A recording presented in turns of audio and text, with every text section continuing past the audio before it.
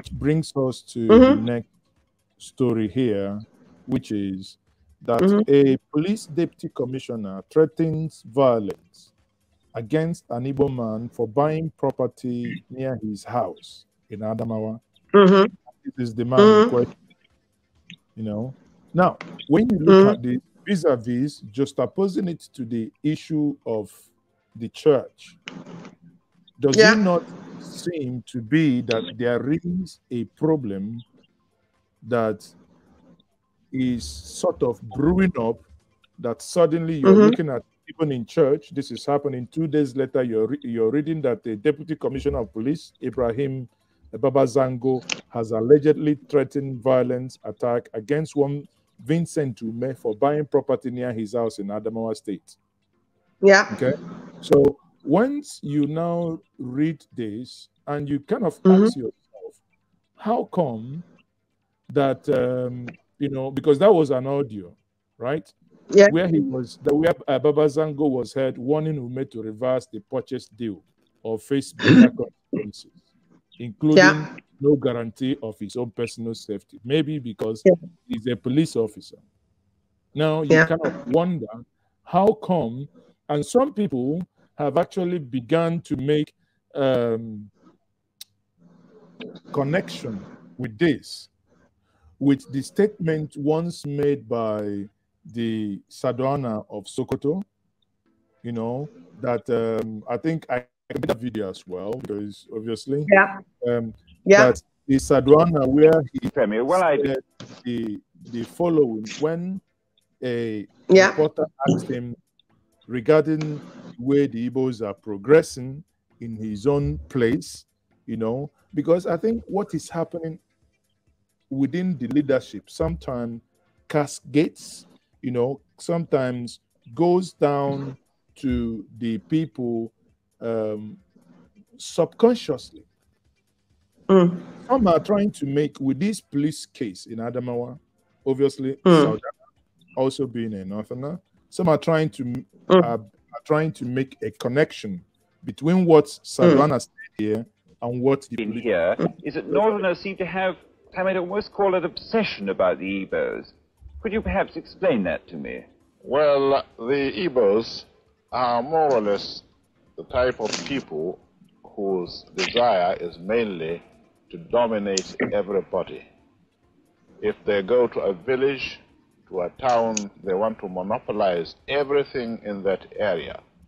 If you put them in a labor camp as a laborer, within a year they will try to emerge as headman of that camp, and so on. Well, in the past, our people were not alive to their responsibilities, because you can see from our northernization policy that in 1952, when I came here, there weren't 10 northerners in our civil service here.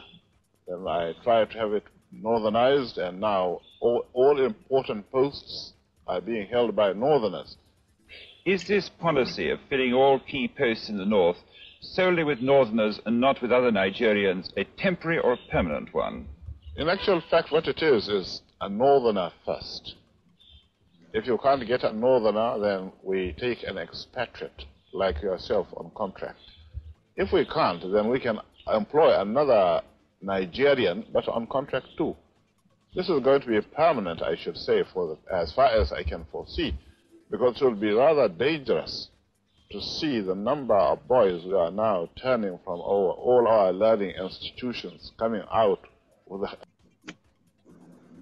So, now, having watched this, you know, is there any connection to make between this video and the threat by these police person in Adamawa State? Excuse me. Mazi, my brother. You know me, when I speak the truth. At least, definitely what I know and can defend as the truth. It's, in my opinion, in my considered opinion, based on a lot of things. If you look at the words that he used. He was asked a specific question by a young British journalist at that time, which is almost 60-something years ago now, at independence and all of that. He used the word dominate.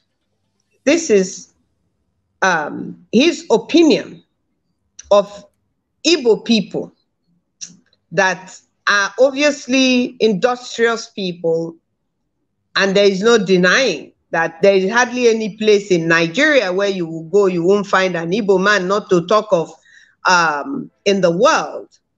And then he used the word monopolize, that they want to monopolize, they want to dominate. He's already setting the Igbos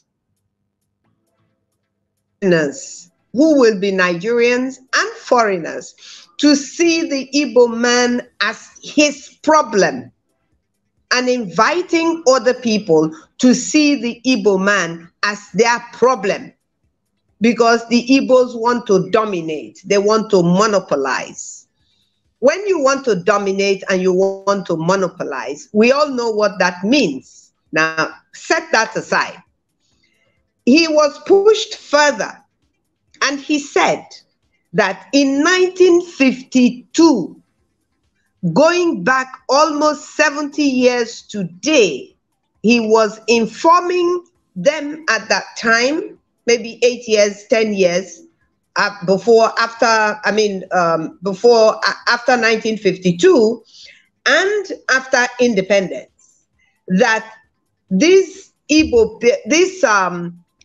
people, that he have decided that there should be a northernization program. And actually he was confirming that there's a northernization program on. So even before independence, the desire has always been in the north that it is northern Nigeria first. I'm using words and dissecting words and sentences that he made, and that he is finding it difficult that his people have not been alive to their responsibility. What is this responsibility? That responsibility he's referring to is to see the Igbo man as a dominating and monopolizing human being. Okay, so let's set that aside. Now, in the same time frame, in 1960, on the 11th of October, 10 days after the independence of Nigeria, there is a quote that you can Google in the internet and you will find it, where it is said that this is his quote, and he is saying in this quote that this new nation called Nigeria should be an estate of our great-grandfather, Uthman Dan Fodio.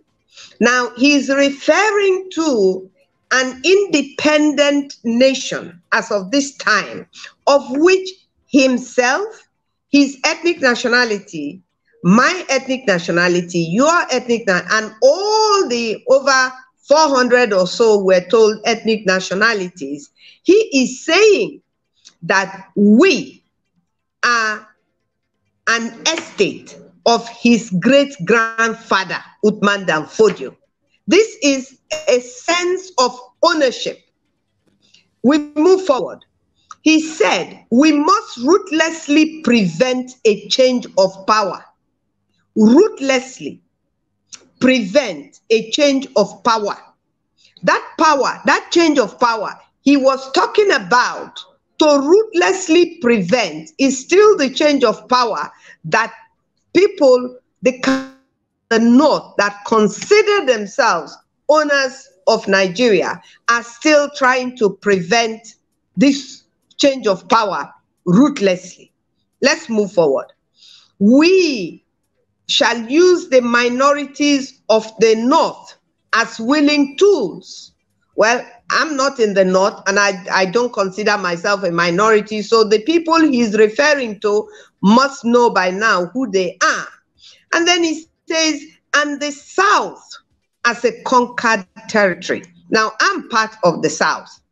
Now, he wants us to be seen as a conquered territory and never allow them, that is us, to rule over us, that is them, and never allow them, which is us, to have control over their future. That is what is happening in Nigeria. That is what has been happening in Nigeria. So when this police officer have called a Nigerian, whom we are told by these same Northerners, when we complain about Ruga, when we complain about them moving into our territories and laying claim to our territories, we are told that it is one Nigeria and that Nigerians are free to move around and live wherever they want to live, which is constitutional. Now, when an Igbo man ended up buying a house next to a public servant, a police officer, who is a public servant, who should know better, who knows the law, is now threatening physical harm to a man who counted his money and bought a house near him. He considers the Igbo near him so unworthy as a human being that he does not want this Igbo man to live next to him. Who is he? But you see, that is the thing we are talking about. That is the mentality. They have this mentality of ownership. They have this mentality of I am better. They have this mentality of what they want is what must be upheld. If not, where in this world, if you're not a troublemaker, where in this world can you say to a person, to his face? It happens. It happens in the UK where neighbors hate the neighbor. Yes, it happens. We can't say that it doesn't happen. Even in America and in other places, even in China, the Chinese hate black people. It's very clear, and we've seen video clips of it and stuff like that. From the way that a diplomat was treated to the way that one Igbo young man was beaten up with rods for dating a Chinese girl and all of those things. But the point I'm trying to make here is that this type of behavior, this type of attitude is unacceptable worldwide. And therefore, for us now to be experiencing it openly, blatantly from the church, no less, where the church, a man who is supposed to bring people closer to God, is telling them you cannot sing a song in a particular language because I don't like that language or because I don't like the people, to the point where in 60 years ago, the Ahmadu Bello had said that the Igbos, he looked down on them from what he said. He has his opinion of them that is not flattering, that does not provide for, that does not lay the grounds for friendship or brotherhood, to the point where he is making it very clear that the Igbos in the north, he considers them people who have come to dominate him. And so anything he will do to stop them from denying them employment, to denying them their right to live in his part of Nigeria, that's 60 years ago. That we have that same thing playing out by a man in office, who's supposed to be above the law because he's supposed to uphold the law. So if a policeman can say that and repeats it and is standing his ground that he has a right to say it, and he's still in that police force, then we have a problem. Because now, in my opinion, no Igbo man under that man can expect to be treated fairly or justly, or get promoted or get recommended for doing a good job. Because why? He can't even stand an Igbo man to live next to him. So if he cannot stand an Igbo man to live next to him, how can he stand an Igbo man to work under him in the same police station or in the same police order of, I mean, Mazi, it's, and you know, what is amazing is that we have a government that will not react on this, will not speak about it, because it is obviously normal to them. It is obviously okay to them. If not, that policeman that is a public servant is working and being paid from my tax and the tax of the man that he finds unfit to live next to him, is still in office, is still getting dressed up and going to work as a police officer. I have no confidence in him that he will not formulate a case and pin it on an Igbo man just because he doesn't like him, or that he will not pull out his gun and shoot the Igbo man just because he doesn't like him. These are the fears that we get thrown at us as people when this type of things are allowed to stand. He should be suspended from his work, because he cannot work with any other person but his own. But then, after saying that, I also say to myself, well, even at the highest level, even the president is appointing only his own people. So maybe we should also sack the president for doing that. You know, at the end of the day, Mazi, I've said it in the past, it is whatever is happening in Nigeria that is wrong, that is offensive, that is unacceptable, is allowed to happen because we allow it to happen, and we have accepted it as people, as Nigerians, for what it is worth. Well, we're Nigerians because we're in Nigeria. So we allow it to happen. And as long as we don't find this offensive and people are not calling for his resignation, his removal from office, people wherever he is in Lagos are still prepared to accommodate him. Look, if an Igbo man is not good enough to live next to him, who tells him that he is good enough to live next to anybody else in Lagos? Or is he going to wake up one day and tell people in Lagos who own Lagos, Yoruba people, that they are not good enough to live next to him? Nigeria is ridiculous, but I think we are more ridiculous as citizens for letting Nigeria carry on the way Nigeria is carrying on. Now, we'll conclude on that one, but before we do, let me bring this to our attention.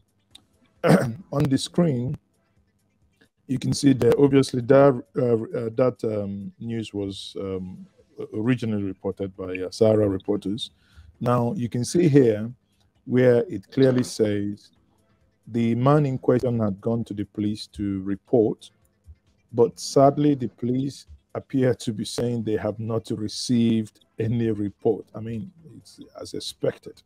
Again, it says, let me quickly read that section out. However, investigation by Sahara reporters revealed that the complainant had actually lodged a complaint at the Zone 3 Police Command Yola, as well as the Department of State Services. A copy of the complaint seen by Sahara reporters read in part: complaints of criminal intimidation threat against Babanzo. I could remember sometime in December 2021, I bought a house close to my shop from one Baba Toho with GSM number, blah, blah, blah, of Mohammed Mustafa Way, Jimeta Yola, at the cost of 16 million naira, and cash transfer was made via the bank.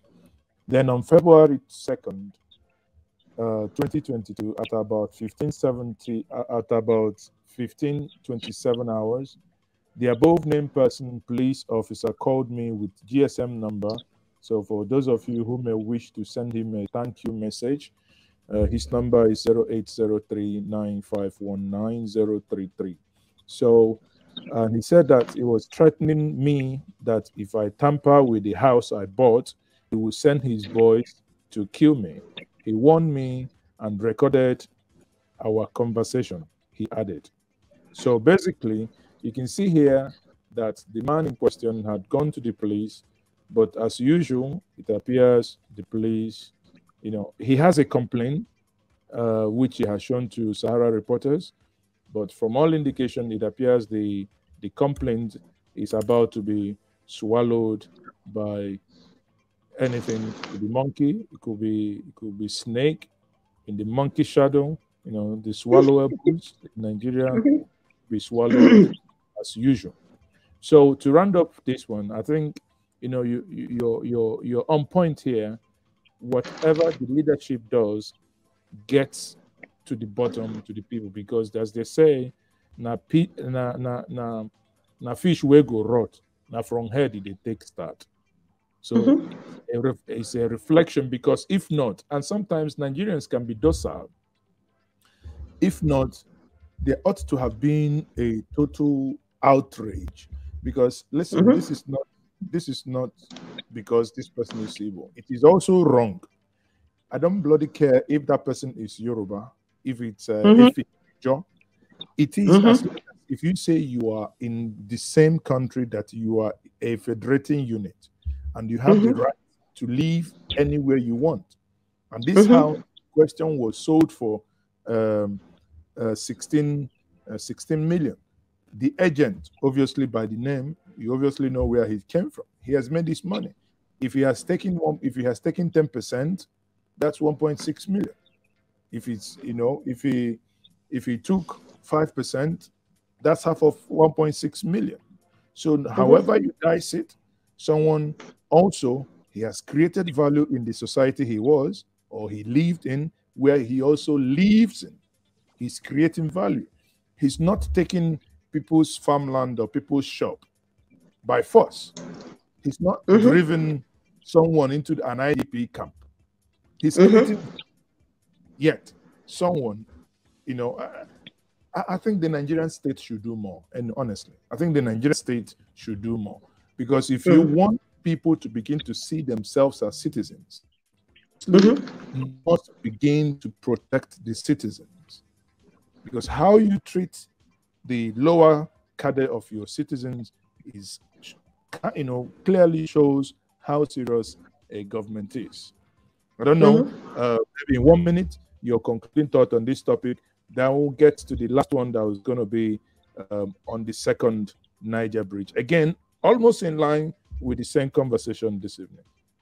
So what's your conclusion?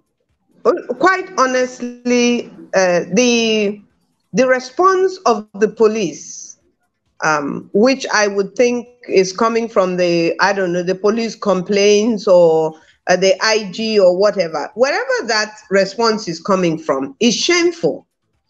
It's shameful in the sense that even if, let us assume that there was no complaint even, it is the responsibility of the police that is charged with the responsibility of keeping the peace and law and order, where a complaint or even a rumored complaint at this time where the country is as hot as it is, if nothing else, the police itself, hearing this, owes itself the responsibility. Let us assume that they have lost the complaint and that they are not aware of such a complaint. Let us even assume that. If the police says, well, this is what we had, we are investigating it, that would be the right thing to do. Now, to find ourselves in a position where the police is saying that they have not received any complaint, for me, it just shows that they are covering up. It's not true. And it's a shame. The man in question has a copy of the complaint, so it's not like something is done. And anyway, it's unbelievable. Now, in conclusion here, in so many WhatsApp forums, that has actually divided a lot of the people of the Southeast, especially the Igbos, where they say, and they begin to question some of their siblings and say, why do you still buy properties outside Igbo land and especially in the north? Now, do you think it is a good thing, considering that Nigeria is a federation whereby the mere right of your citizens, of your citizenship, you should be able to live peacefully anywhere you choose to live? Now, people are saying, sell your properties there, go home. I mean, is that right advice? Because if you do that, your enclave where you have today, is it going to contain all of you? Or rather, should we fix, if we say we are in this nation together, everybody must have equal rights?